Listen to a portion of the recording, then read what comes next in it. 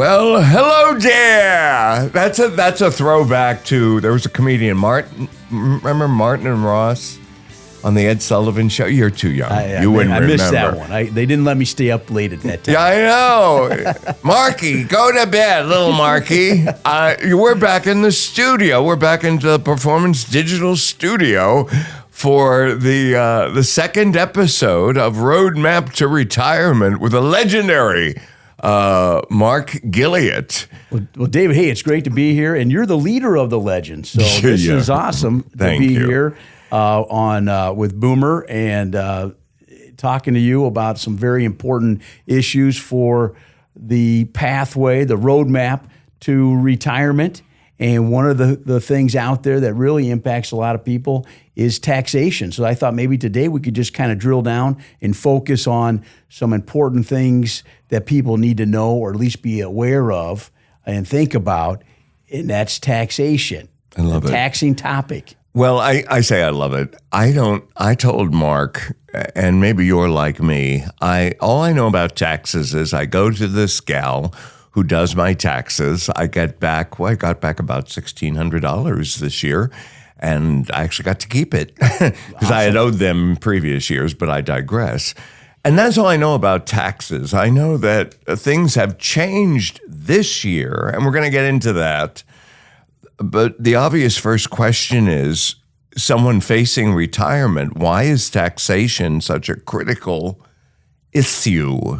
Yeah, well, hey, great question, and you always have great questions, Dave. So I appreciate you starting off with that. But it's very critical because just minor things can make a big difference. You know, I remember I had a client. She had worked all year, and it was November. It was going to retire the last day of November, and so she owed a little bit on her house, and so she was going to just take some money out of her 401k and pay off the house. And not a bad idea just to get that done. But I said, hey, if you can wait 1 month to do it, you won't pay as much on taxes because, you know, that was going to put that $25,000 or whatever it was going to put her in a higher bracket where the money was going to be taxed at 25%. And just waiting 30 days because now she didn't have her earned income anymore the next year, got her down to just a 10% tax bracket.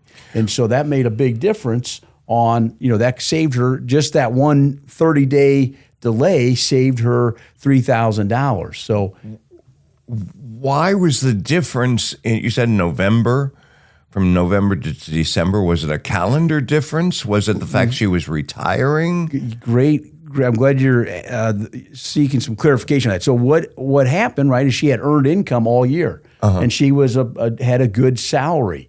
And so, but next year, the following year, she wasn't going to have that salary. She was going to retire. She was going to retire. Yeah. So by moving that distribution from, you know, the current year to the next year, dropped her into the lower tax bracket where it wasn't taxed the same.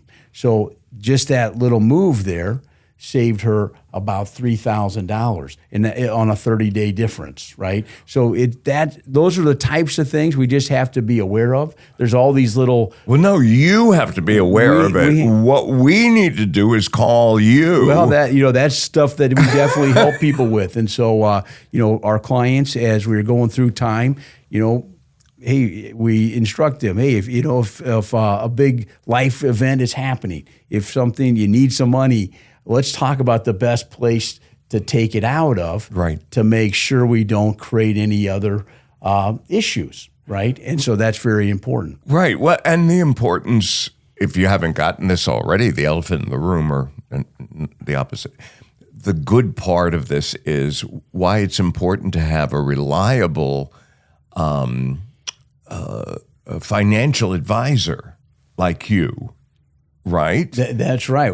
So that's something that's important. Not all, I guess, advisors, look at the holistic approach to things, right? Good word. But we want to make sure, we don't want to solve one problem and then create a bigger problem, right? So we have to look at the whole picture, and we have to look at the variables in that person's life or that couple's life, and making sure we're catching everything, because everybody has such a different setup. Some people receive a pension. Some people don't receive a pension.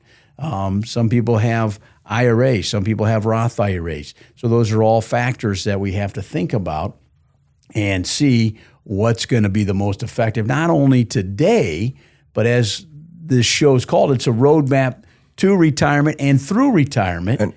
And so we want to make sure we don't create problems for ourselves later on also. And each roadmap, as you say, is so individual, so different one from another. It depends where we're trying to get to. So what's the biggest misconception that we retirees have about taxes once we stop working? Well, one great thing is that, about retirement income typically is taxed less than working income.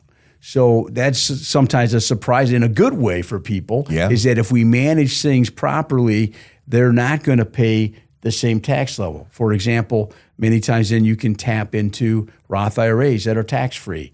You also, if you're over 65, this year they've increased the standard deduction by $6,000 per person. So for a couple, we have an extra $12,000 deduction, and that makes a big difference. Also, Social Security income isn't fully taxed, and there's different thresholds depending on how much income you have. And so that's something to be aware of.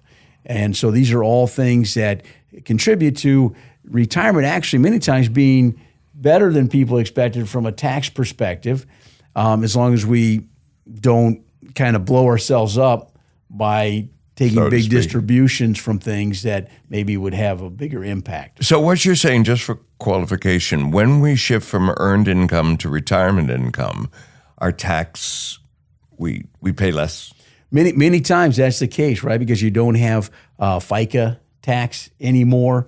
You don't have all the payroll taxes. And so, of course. And so when you're in retirement then, and because of how the income's taxed and because of larger standard deductions, many times people are pleasantly surprised. Now, there's other taxes, and that's going to be contingent upon where you live. Is property taxes. Some states are higher, so that's why sometimes people think about where should I live from a tax perspective.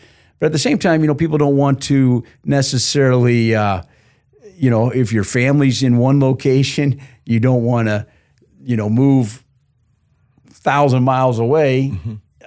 Just to save a couple bucks in taxes either, right? So it's also, what kind of life you want to live and the lifestyle. And so those are all things that are part of the equation, right? This is Roadmap to Retirement with Mark Guilliatt. Boy, the time's flying by. You mentioned a couple of minutes ago Roth IRAs, and then there's 401ks. Yeah. So can you give us a very quick primer, like we're 5 years old, explain the different tax treatments of those retirement accounts? Yeah, that's a great question. Is that, many years ago, the government came out with, they've had the IRA for a long time where you put money in, you got a tax deduction for your contribution, and that's basically how a 401k operates too. But in 1998, they added a Roth IRA option where you could put money in. You didn't get a tax deduction, but you then let that money accumulate, and all your earnings, when you get to retirement, basically, would be tax-free. And so, but when it first came out in 1998, you were limited to putting in about $2,000 a year in. Now, if you're over 50, and many people nearing retirement or in retirement are fit into that category, that this year in 2026, they've moved that contribution max to $8,600. So if you're working, that's the way you're able to contribute directly to a Roth IRA, is you have to have earned income, either W-2 income or 1099 self-employment income, where you could then make a deduction. Now, if you just have investment income or pension income, you wouldn't be able to directly make a Roth IRA, but that's where we get into the conversation of something called a Roth conversion. So if you have an IRA or a 401k, you could convert all or part of your money to that Roth status where it would be tax-free going forward. And then you don't have required minimum distributions, which are commonly called RMDs. The only issue is when you convert from a traditional IRA or 401k, is the amount of money that you convert is then reported as income in that year. So potentially you could have a big tax hit. Sometimes that makes sense to go ahead and just pay the tax up front, and then you control the money going forward. You don't have to worry about that anymore. But it just depends, where you're at and what can you afford to convert. But many times that's something, a conversation and an analysis that we can look at for people to see what makes the most sense, now and later. Another reason to have a good financial planner like you. Well, how does Social Security get taxed? Well, that is also income dependent. So very good question. So depending on how much income you have, that will determine what percentage, if any, of your Social Security is counted as taxable income. So potentially up to 85% of your Social Security can be concluded in income, but it depends on how much your income is. For a couple, you would have to be over $44,000 before you get into that 85% category. Well, now, all right, I'm a little confused because maybe I should have asked the basic, when is a good time to start taking Social Security? But I assume that most retirees are on, right? Yeah, so if you're over 70, there's really no reason not to take Social Security because then it's not growing anymore, okay, except for the cost of living adjustment. So if you're 70 and you haven't turned your Social Security in, you better right away call and get that going. There's really no reason to wait anymore at that point. But, people maybe that retire early will take it early. If it's a couple situation, maybe one person in the couple will take it early at 62 and one will wait till 70 sometimes to max it out because the surviving spouse gets the larger Social Security, not the smaller Social Security if something happens to somebody, if we pass away in retirement. But there, so a lot of variables, but it's very important. There's a lot of moving parts in taxation, and Congress is always changing these rules a little bit too, just like the big beautiful bill that impacted this year's tax returns. And so sometimes it's positive things, sometimes it's negative things, but it really is just dependent upon what your income is and how much control over your income you have. If all you have is a pension, it's harder to control that. But many times IRA distributions, that's all stuff that you can personally control. We only have about 6 minutes left. Are there common tax traps that retirees fall into? Well, there's some big surprises that can hit you. One of those is called IRMA. Okay, and IRMA. How do you spell that? Yeah, it's a acronym IRMAA. Okay, it stands for Income Related Modified Adjustment Amount. But really what that is that especially for high income earners in retirement, your Medicare premiums can be impacted. So sometimes that's an issue if somebody does convert an IRA, is that suddenly they have their premiums go up significantly in retirement, their Medicare premiums, because if your income goes over in 2026 over $109,000, then you pay a higher premium for Medicare. And for a couple, that's $218,000. So there's little traps like that that can kind of sneak up on you. A lot of people think IRMA's, their Aunt Irma, right? But it's actually can be a big, costly tax thing that can impact your Medicare premiums, kind of an indirect tax. But there's things like that we just have to be aware of. And sometimes, too, it's just things that you can do that, can help you. Like if you're still working, you can still do IRAs or traditional IRA or Roth IRAs and control your taxes a little bit better. Well, I know I'm an anomaly. I mean, I've been having a lot of medical. I've got another shoulder surgery coming up, and I'm having a mouthpiece made for my sleep apnea. I saw the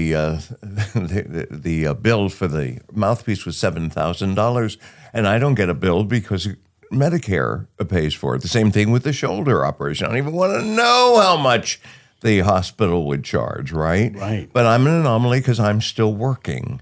So I don't deal with Medicare, what do you call it? Medicare supplement or Medicare Advantage, right? Right. Yeah. I mean, that you're still on the group plan. Thank God for, I don't know about group plan, but I put in for Medicare and it takes care of me. Right. But when you retire, that changes. I'm talking about Medicare. Yeah, Medicare is still the core health care for most retirees, okay? But what I'm talking about is just how income and taxation can, in effect, raise your premium. So it's kind of an indirect tax depending on what your income is if you haven't managed that properly. I see. Yeah. I see. Well, there's so many other questions about how retirees can create tax-efficient income streams and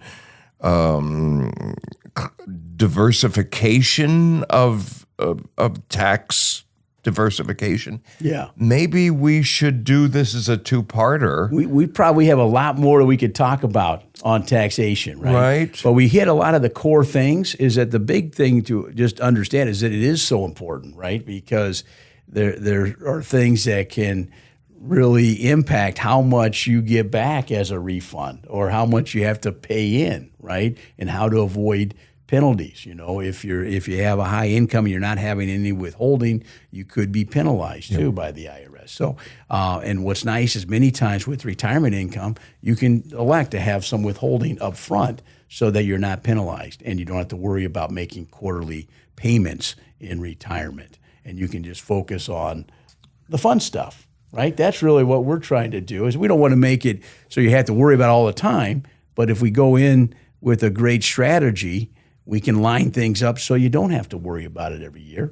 And if you have, like you mentioned, what we're trying to do is stay on top of our game. So if there are changes, we're going to bring that to your attention. Yes. We've spent 18 minutes talking about this, and my head is ready to explode. But you mentioned the most important thing about retirees, and we talked about this last at the introductory podcast about how it should be fun. Retiring should be fun. Yeah. And to find someone as good as you, as a financial advisor, you do all the work so that we retirees can take a breath and not worry about it, right? Well, that is the goal, right? That's what we're trying to accomplish. So it's very important we try to find out what they want to do in retirement. What are their goals? What are their objectives? And then plan accordingly and have a plan. Unfortunately, for a lot of people, we spend more time planning our vacation than we do our retirement, right? And I mean, that's fun too. But if we do some initial planning up front, just like a trip, right? If we do the plan up front, we know where we're going to go. Then we can relax. We know where we have our hotel stays. We know where we're going to get our rental car. You know that stuff, right? And that's really what a good plan will do is say, hey, we know where our income's coming from. We know what our tax liability is. We know we're optimizing things. And that's what we really want to do is give people a peace of mind in retirement, whether it's getting income, taxes, whatever it is, taking that holistic approach and making sure we're lined up properly. Let Mark create a roadmap to retirement for you. How does someone's been watching and says, I like this guy. He knows what he's talking about, and he makes it easy to understand. What's the best way of getting in touch with you? Well, we have our website, theretirementguys.com. That's always a great starting point. You can find out a little bit more about us and see if you think we're a good fit. And then you can reach out to us, give us a phone call. We still have some of that technology, or you can even send us an email. Okay, so that's a good starting point. And then we just initially just have a dialogue.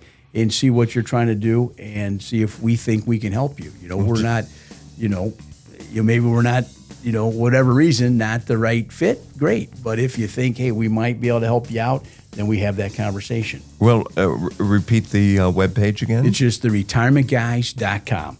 Yep. And then you can get on a Zoom today and talk. Zoom it up. Yeah. So that's it we tried to dig into taxes today. Mark Guilliatt of the Retirement Guys. And we'll see you next month with some more tax tips, and maybe we'll talk about how to find the fun in retirement.